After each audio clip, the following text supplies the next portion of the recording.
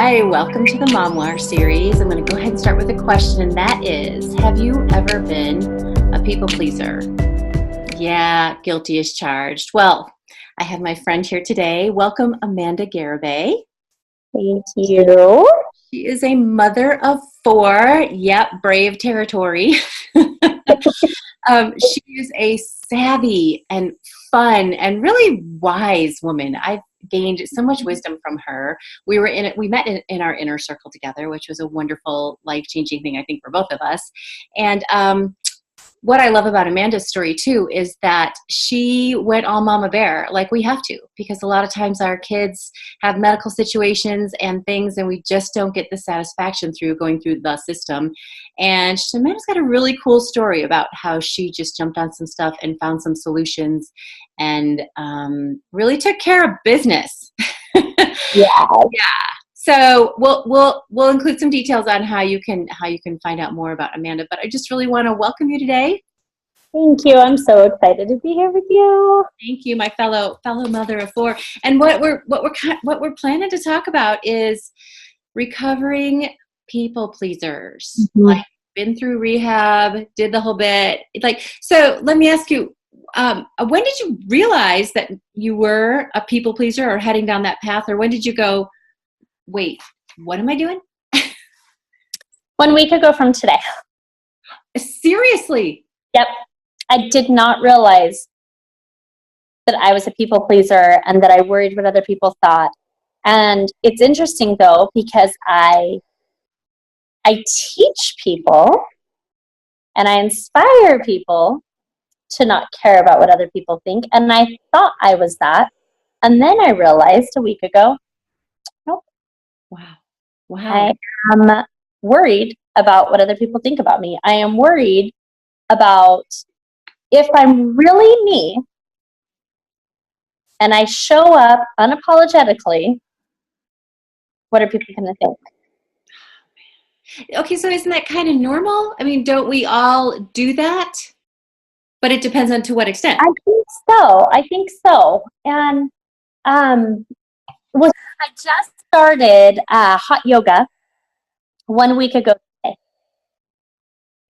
Day 1, hot yoga.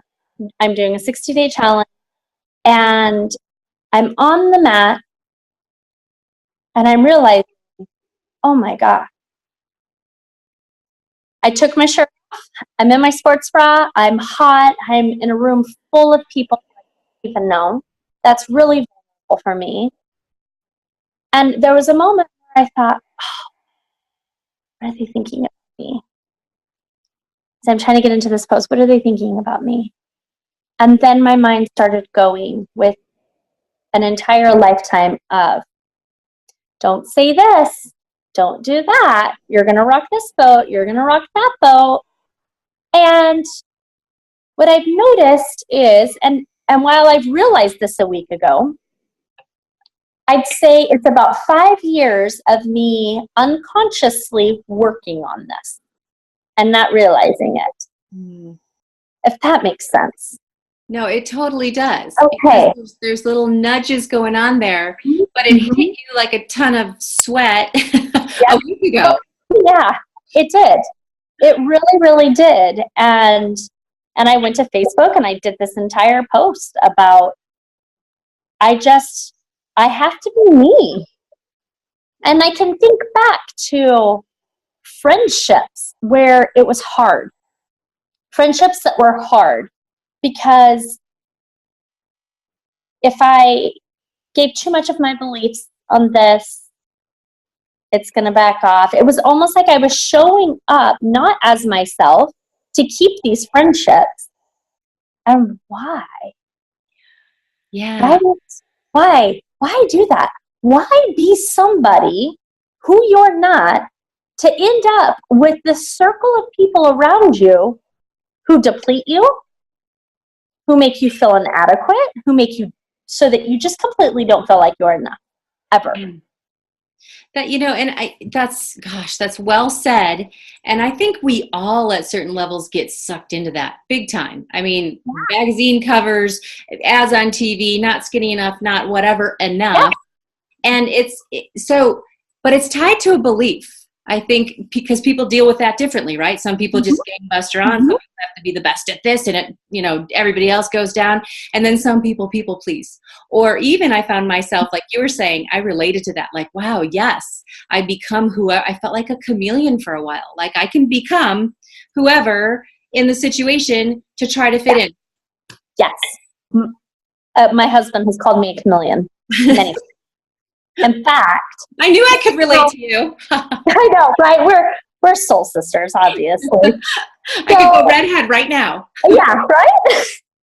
No, it's so funny because he can tell who I'm talking to on the phone based off of the way my voice is and based off of my laugh. Oh my gosh. And so that takes you to the whole concept that Jim Rohn gave. You become the average of the 5 people you surround yourself around. Well, so true. And that is something that saying alone came home for me 5 years ago. And I was like, wow. It made me actually cry. I mean, because I was like, the people I was around then, I might have not been okay, enough with the pansy language. I wasn't myself with. I couldn't show up with myself. I wouldn't be approved. I wouldn't be accepted as is, so I'll become what I need to become. Yeah. So, like I was saying a minute ago, so you and I both, I think, had this thing where we got to fit in at all costs, but that's all predicated on some belief, like you have to fit in, or it's worse than being alone, or what comes up for you? Like, what belief do you think you were running on? Yeah, I think that I think that there was a FOMO, a fear of missing out on certain things with this circle of friends. It wasn't even a big circle, but it was very negative. It was very energetically depleting. It never was a fill yourself up. Now, I'm going to take this a little deeper, okay? Go there, sister. So, all right. So, okay, now we've got this whole concept of not showing up as our genuine true self with friends. But we have different areas in our life. We've got our friends. We have our business partners, right? We have our family. Right. Okay, so one thing that I have found with myself for the past 7 years is I have to have this persona, this perfection, this face, this, she never messes up, she never drops an F-bomb, she never does this, she never does that. She doesn't get angry. Because if I react in these ways, then I'm weak, and I didn't want that. But I realized a week ago, it doesn't matter. It doesn't matter if they are your business partner. It doesn't matter if they're your family. It doesn't matter if they're your friends. If they make you feel bad and depleted within you, you have a right to stand up, and you have a right to say something, and you have a right to be angry. Yeah. Right? And so that was a huge thing for me, is to realize that I'm people pleasing because I don't want to rock boats. I don't like anything like that. So that was a really big realization. And I'd say for the past 6 months, I've taken that even a step further with the family. Because we have this whole thing of, I don't know, and I say we, but it's me. I don't know what other people's journeys are, right? But I know with me, it's the same thing. I don't want to rock this boat. I don't want to say anything that's going to upset this boat, but I'm not being true to myself if I'm trying to please people who don't really, family, friend, business partner, whatever, I don't care which area, if they don't love you for who you are, Why show up and try to please them? Yeah. It's kind of like there's nothing you really can do. So why are you beating your head? There, it's not, you're not meeting in the middle at a minimum. I mean, I can think of a story where it was definitely people pleasing. But I kind of beat myself a little bit up until this day, but I really shouldn't say that full force, because I do release it and see it for what it is. Because part of that is knowing when you've recovered a little bit is when you can say, you know what, I trust myself if that were to ever happen again. I trust myself to show up for myself. And that scenario it was my third baby. And it's funny, I write this scenario in my book as well, but it was my third baby, and she was coming along, and the doctor tried to talk me into an epidural, and my husband was like, I just can't watch you go through this again. I just, can you take the drugs and do it a little easier on yourself? And I thought, I think I'm a labor nerd, but I liked having that control. I liked, it was grueling and agonizing, and I can't even describe the pain, but I knew it would be over, right? So I was like, but I succumbed, and I did the epidural, and I said, the second you can turn it off, you have to turn it off, because control freak, I want to get up, I want to walk around, I don't want to feel paralyzed. Well, of course, they had a nursing shift, and they didn't turn off the drugs, and I was like paralyzed and pissed off, as I say in my book, for quite a bit longer. But you know what? I was pissed off, but later I realized I was mad at myself. I was mad at myself for not speaking up for myself and trying to please the other people. And that was a big thing. That was a big moment in my life. Yep. Yeah. So, I mean, can you think of stories like with friends or family or ones that you want to share? Because it's going on the internet. I can get actually really vulnerable and share a story. So, people who know me know that I have a really sticky relationship with my mom. She was a teenager when she had me. I've worked through a lot of stuff lately dealing with that relationship. And I think there was always this, again, I don't want to say anything. I don't want to rock the boat with this particular relationship. And I think that one of the healing things that I've been going through without consciously realizing it is standing up for myself and that relationship, and standing up for my children and that relationship, and feeling okay to say, you're not for me, and you're not for my children, and I don't care. I'm not here to please you anymore. And I really honor myself, my heart, my feelings, and I honor my children and their heart and their feelings. And cleanse. When you can get to a point where you start to realize the toxic behaviors that you have with a relationship as powerful as the person who birthed you, and to be able to say, oof, done. That is powerful. And how do you feel now? I feel amazing. Good. Yeah. And that's kind of crazy, because this is in 36, so it's 36 years of this turmoil with this woman, and I can realize now that she's not worth any ounce of heartache that she's given me over the years. She's not worth me trying to people please with her. And it's okay to release. And so I feel like, I choose a word every year. 2017 was the year of magic.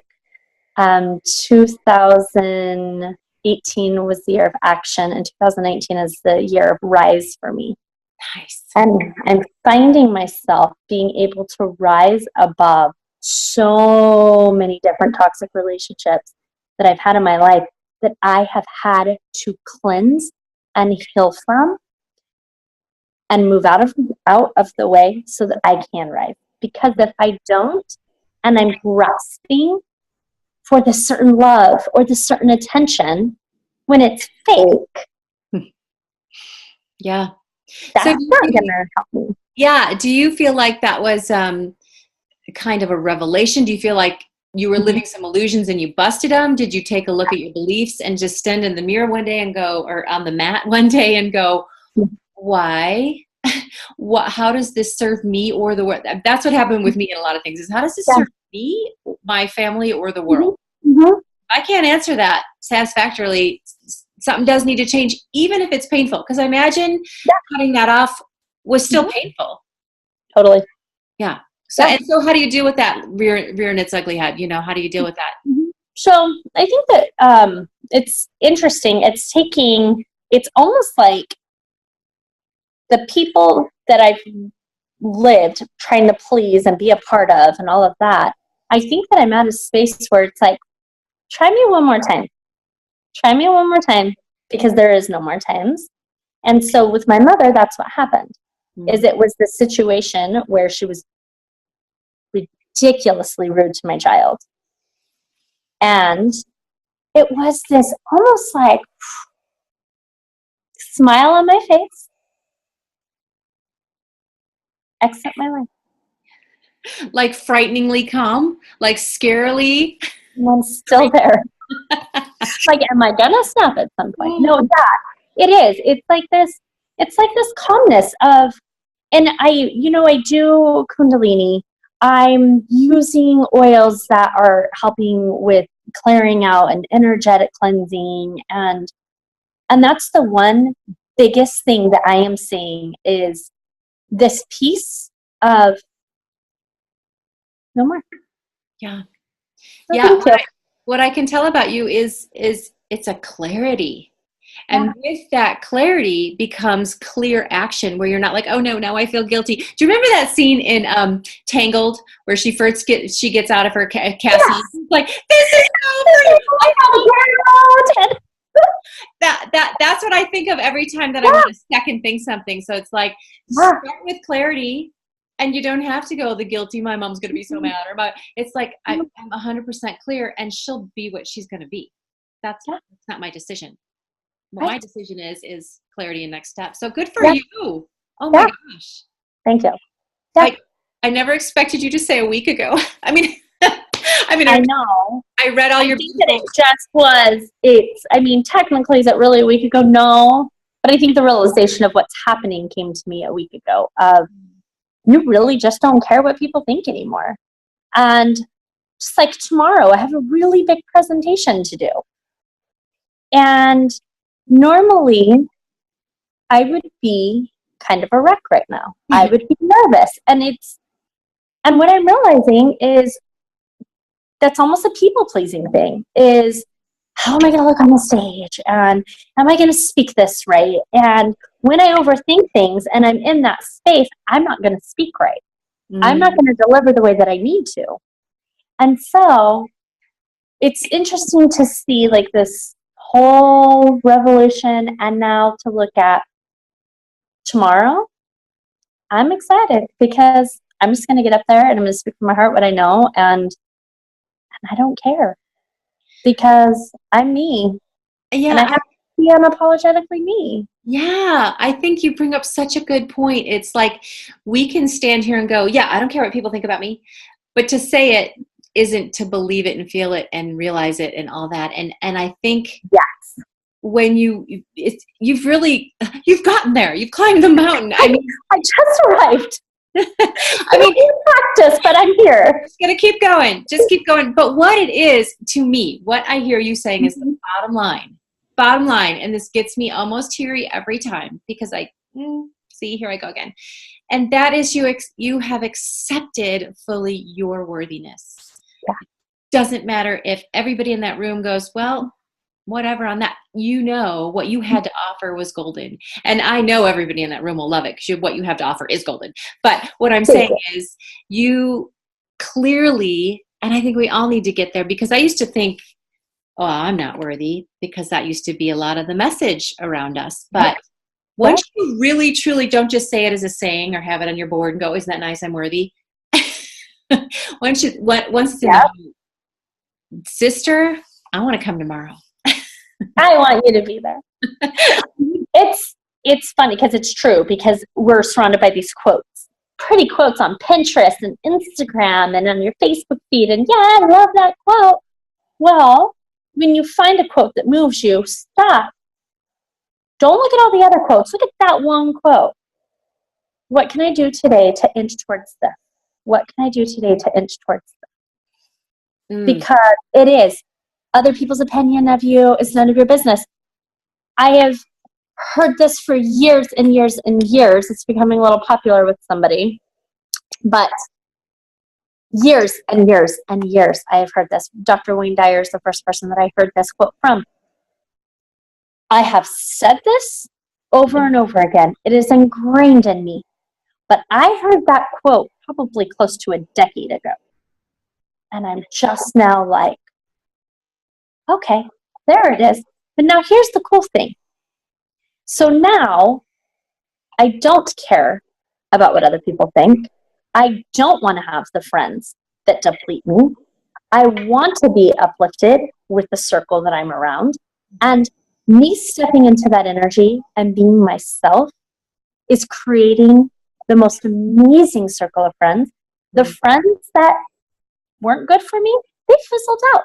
I don't ever hear from them. How cool is that? Yeah. And that's okay. Wasn't a big breakup. Wasn't a big ugly thing. It wasn't the No, fears we it was had just about, energetic. It was, they were definitely always there for a reason during a season. I love them. I appreciate them. But I'm here. And they're here.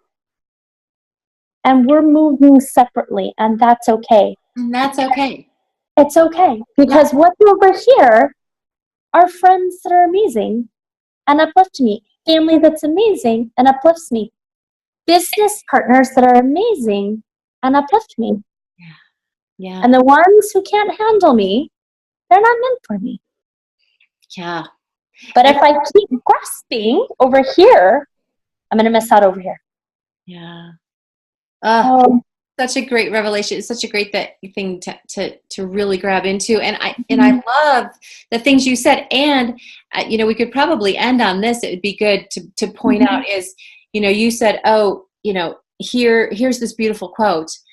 And you stop and you ask yourself questions around it, which is like something that I'm really focused on is asking. You ask better questions, you get better answers. So if I focus on that quote, like you said, how's this work for me? How's this You keep asking yourself really good questions. Now you're onto something. Now you can have that strength to do all the things that you're doing. So hats off. Well done. Thank you. And apparently this all happens in hot yoga. So I'm going to have to be part of that. So everybody needs to get on that mat. Let it out. Awesome. Well, I so appreciate you just pulling up a chair at the kitchen table here, as we say, and having a chat and sharing your wisdom. Certainly appreciate that. Thank you for having me. Yeah, it's really fun. It's really fun. And I'm so happy for all you're doing. So thank you. And I will include your information and people can get a hold of you and hear about maybe some of your stuff that you do. And awesome. We'll put that in the underneath stuff. Okay. the comments. So thank you, Amanda. I appreciate you. Thank you. All right. Have fun on the mat. Thank you so much, I would. Bye. Bye. Remember to subscribe.